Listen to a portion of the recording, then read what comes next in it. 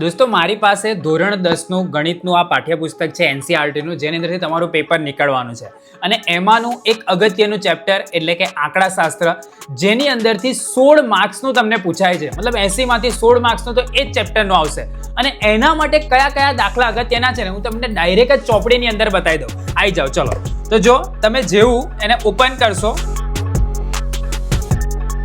હવે શરૂ થતાની સાથે જ તમે દેખો તો ઉદાહરણ 1 મતલબ મારી દ્રષ્ટિએ કંઈ કામનું નથી, પણ તમે જોશો તો ઉદાહરણ નંબર 2 એની અંદર મધ્યક તમને ટકામાં શોધવાનો કીધેલો છે.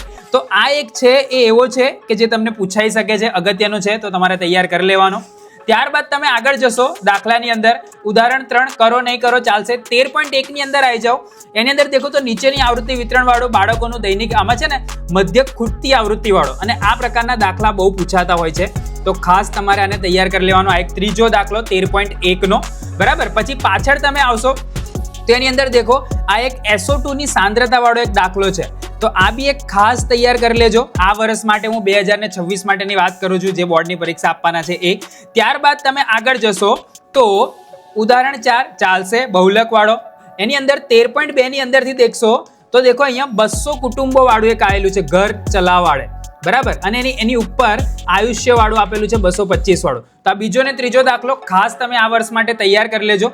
પાછળ તમે જોશો તો એની અંદર એક 6ઠ્ઠા નંબરનો દાખલો છે, એ બી એક અગત્યનો છે આ વર્ષ માટે, તો ખાસ એને તૈયાર કરી લેજો, બરાબર. પછી તમે જુઓ ઉદાહરણ 8 જે છે ને એ ખાસ જો, x અને y ના મૂલ્યો શોધો, ખૂટતી આવૃત્તિ પ્રકારનું જ છે, તો આ ઉદાહરણ 8 તો ખાસ તૈયાર કરી લેવાનું. મોસ્ટ IMP છે આ વર્ષ માટે, મતલબ કે તમે જુઓ તો બેઝિક સ્ટાન્ડર્ડ બંનેને પૂછાઈ શકે એ ટાઈપનું છે. અને એના પછી આગળ જશો 13.3 સ્વાધ્યાય જે આપેલું છે એની અંદર બી ખૂટતી આવૃત્તિ વાળો સેમ એવો જ દાખલો છે, જે આપણે ઉદાહરણ 8 જોયું ને એવું, તો આને બી એક ખાસ તૈયાર કરી લેવાનો.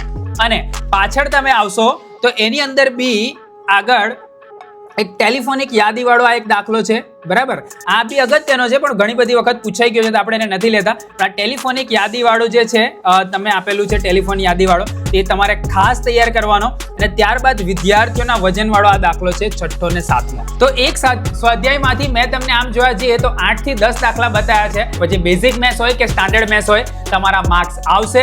આ રીલને ફટાફટ સેવ કરી લો, આ બધા દાખલાને ટીક કરી લો અને તમારી ગણિતની તૈયારીને બૂસ્ટ કરી દો.